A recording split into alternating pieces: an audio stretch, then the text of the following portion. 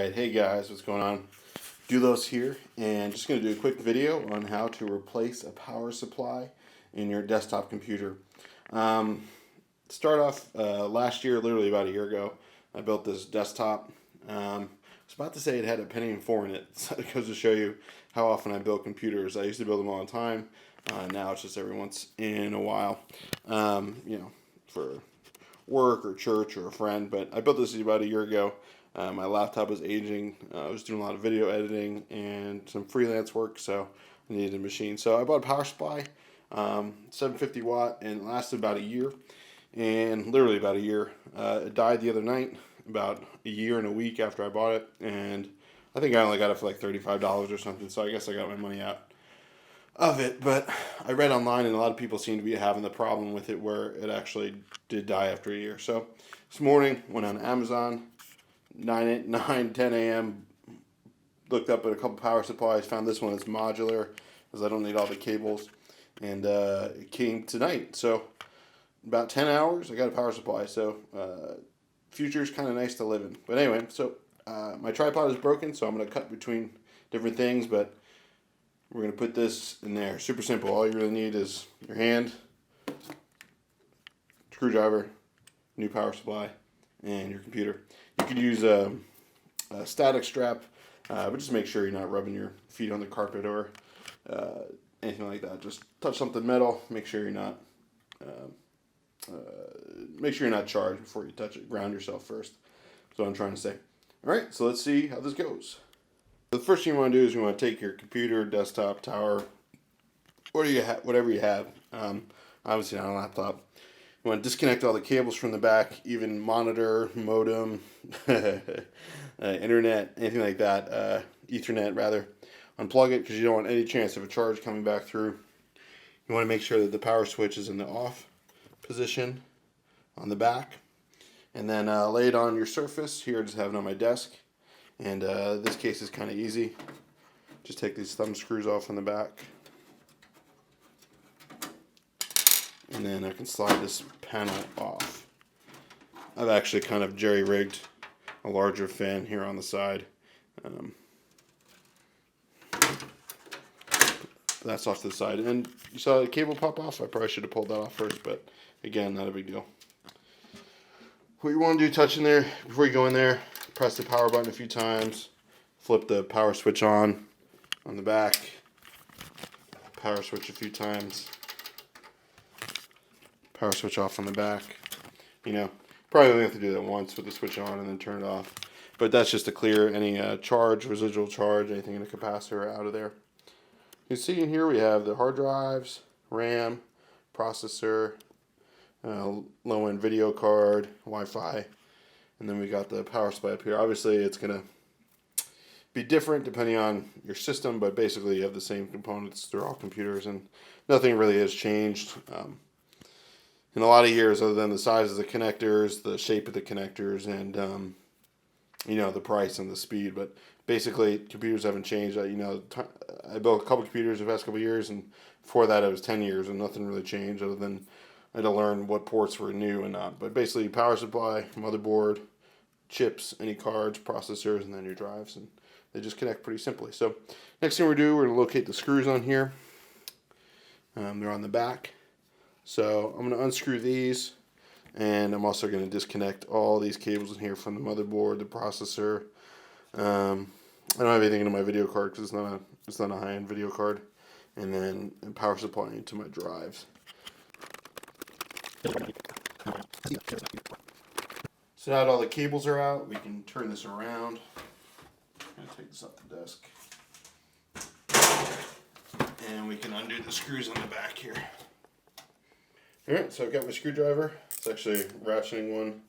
I was going to go with the Harbor Freight Special, but decided to try and be a little more pro with the ratcheting one, although you don't really need a ratchet on this. So we're just going to take the screws out.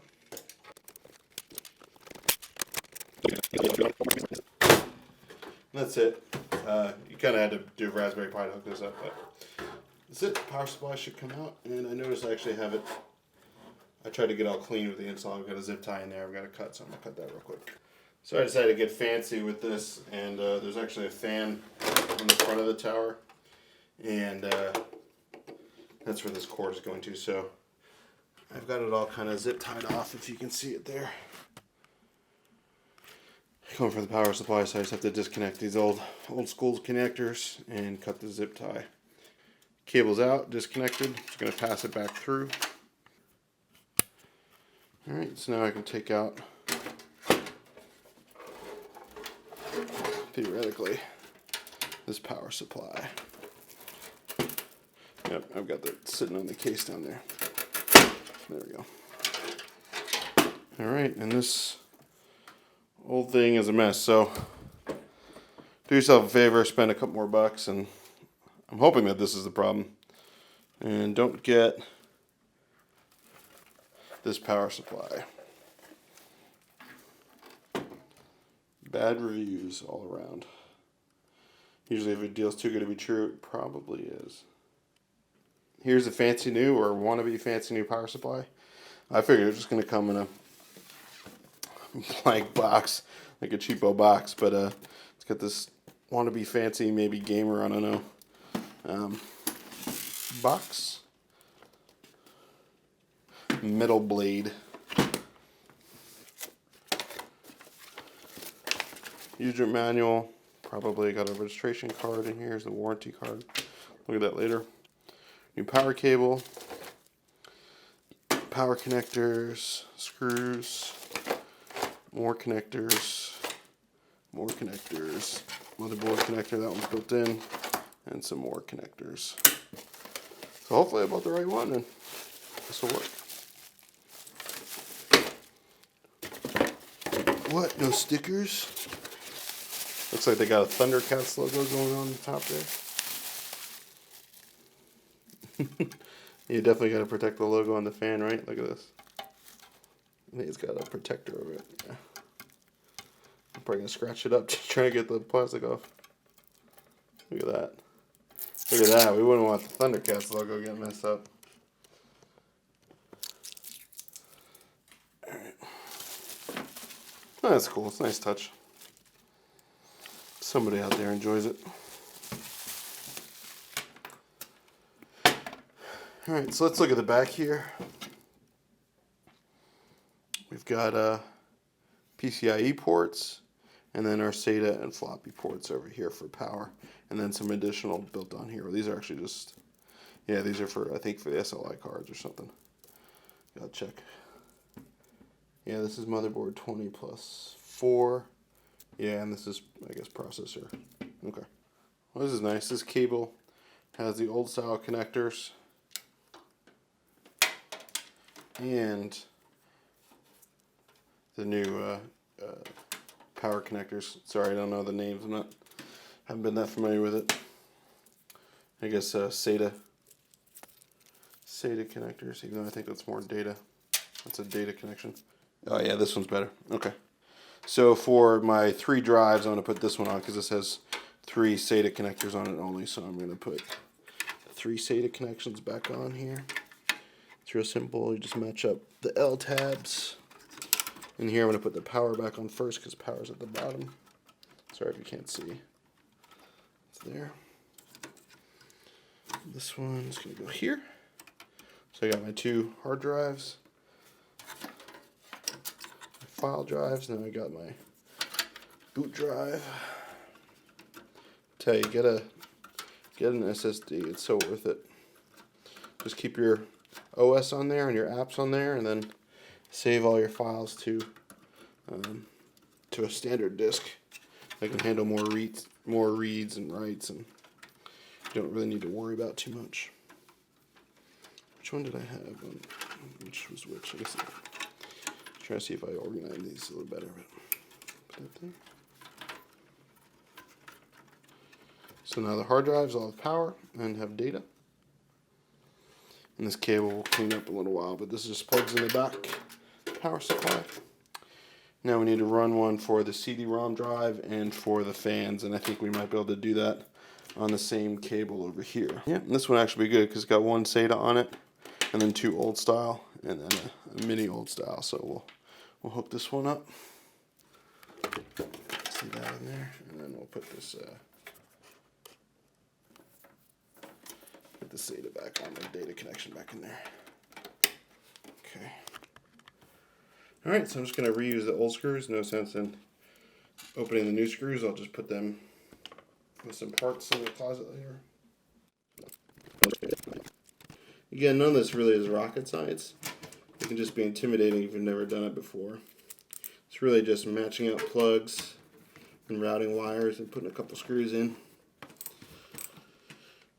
I mean, designing a computer and making sure you got the right parts and all the stuff that, you know, the system's going to do what you need it to do is a different story.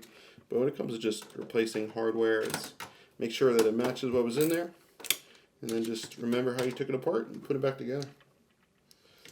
And try not to leave any screws left over. Famous last words, right? Okay. These I'm going to keep loose because I'm going to use for the fan in the front. I'm going to pull it through the backside, which is actually going to work out well. I'm not going to use all these other ports so we don't have this whole mess of wire sticking out like on the other one. Not that, you know, you look in here, but it's a little easier to work, and it's nice to know that it's more open. Alright, motherboard wire time. Just make sure that that's the right power supply for your motherboard. It's got to have the right amount of pins on it. But if you match the specs on the one that's broken or the one you're replacing, just find a new one with similar specs. You should be good. And those things change, so if you're, if it's a really old computer, you'll have to shop around. But if it's fairly new, they should all be standard. And this you want to be careful you don't tweak the motherboard too much. I don't feel like that's in there. Usually get a nice click. Then you kind of have these square and angled pins, so you're going to get it in the right way. There we go, I clicked. Get that out of the way. See here we have chassis 1 fan. That's where, if you can see that. Chassis 1 fan. That's where the chassis fan, that fan I jerry-rigged on the outside in there. Alright, so I'm going to run these power cords back here to the back side of the case.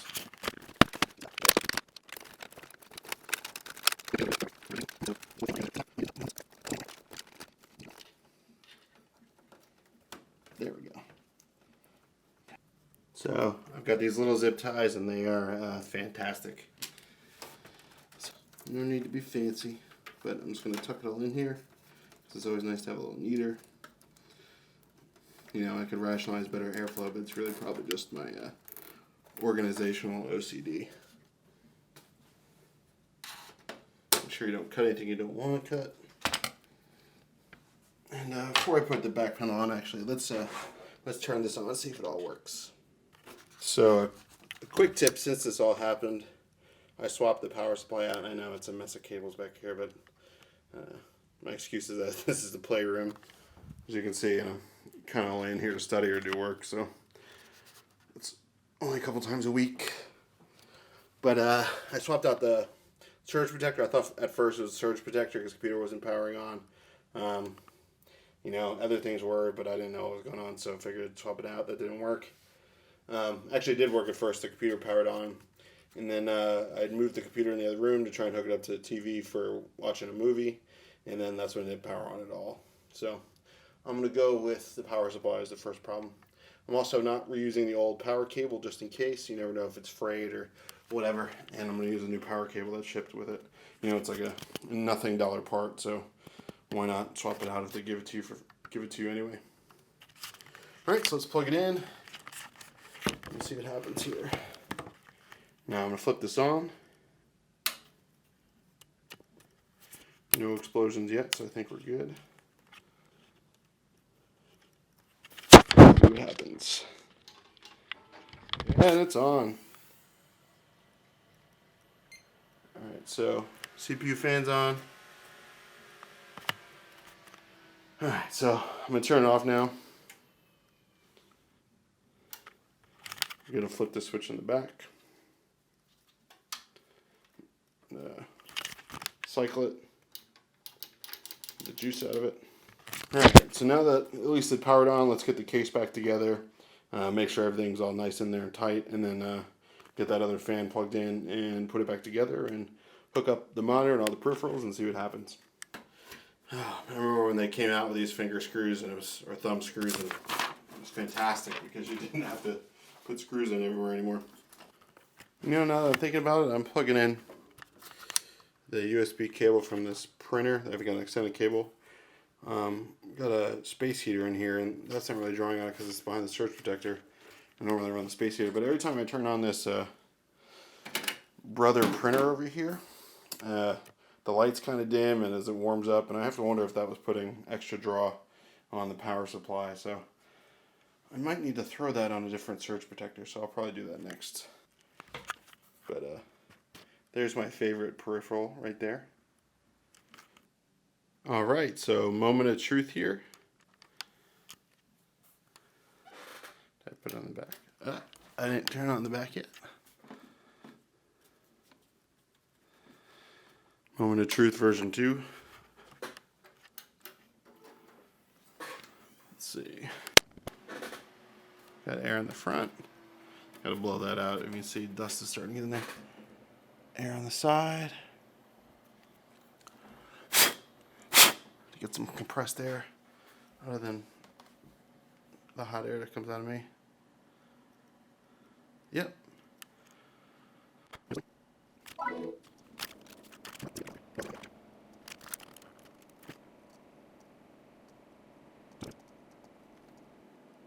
Cool, good to go. All right, so that's it. Power supply replacement. I'll put links below. And thanks for watching. Remember, keep standing up for what's right, and may God bless you.